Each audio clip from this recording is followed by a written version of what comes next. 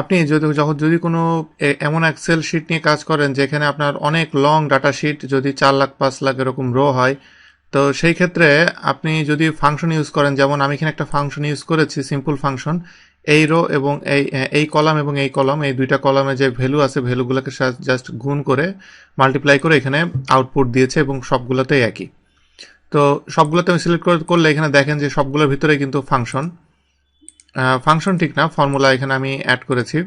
তো এই যে আমি ফর্মুলাগুলো যে আমি এখানে দিয়েছি, এটার ফলে সমস্যা যেটা, আমি এক্সেলের ভিতরে আমি যখনই একটা কিছু লিখবো, যদি আমি এখানে জাস্ট একটা ইনপুট দিলাম, দেওয়ার পর আমি এখান থেকে বেরোয় গেলাম, সে এক্সেল ফুল শিটটাকে রিক্যালকুলেট করবে এবং প্রতিবারই সেই কাজটা করবে। তো এটার জন্য আপনার কম্পিউটারে যদি বড় ডাটা শিট হয়, আপনার কাজ করতে গেলে দেখবেন একটু স্লো হয়ে গেছে, কারণ প্রত্যেকবার সেই রিক্যালকুলেট করে বলে।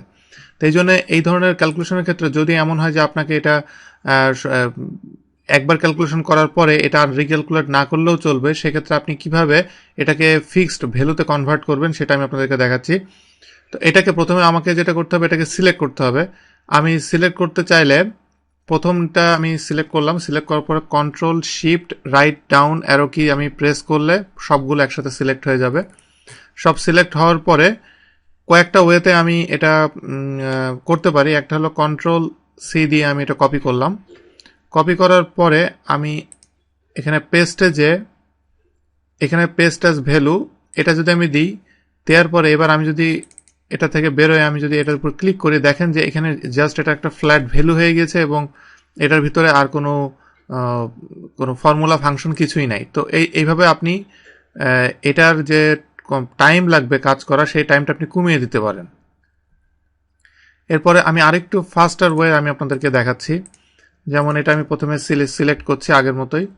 সিলেক্ট করার পরে এখানে আমি যেটা করব, এই যে এখন যে আইকনটা শো করছে মুভ আইকন, এটার উপরে রাইট বাটন ক্লিক করব। ক্লিক করে ধরে রাখবো, ধরে আমি ডান দিকে নিয়ে আবার বামে নেব, নিয়ে এখানে আমি আবার ছেড়ে দিব। ছাড়লে এখানে দেখেন কিছু আইকন শো করছে। এখানে এটার ভিতরে আমি click here as values only যদি আমি সিলেক্ট করি, সিলেক্ট করলে দেখেন যে এখানে এবার আমি যদি প্রত্যেকটা আলাদা সিলেক্ট করি, এইভাবেও এটা ভ্যালুতে কনভার্ট হয়ে গেল। এটা হলো সবচেয়ে ফাস্টেস্ট ওয়ে করার আমার জানা মতে। তো এছাড়া আর যেগুলো আছে এইগুলা এখানে দেখেন যে এটা সিলেক্ট, এই যে এখানে আমি কন্ট্রোল সি দিয়ে কপি দেওয়ার পরে এইখানে পেস্টের অপশনের ভিতরে গেলে, পেস্ট স্পেশালে গেলে এই জিনিসটা পেস্টের মানে শুধু নর্মাল পেস্ট না, কতভাবে আপনি পেস্ট করতে পারবেন এখান থেকে আপনারা এটা দেখে বুঝতে পারবেন।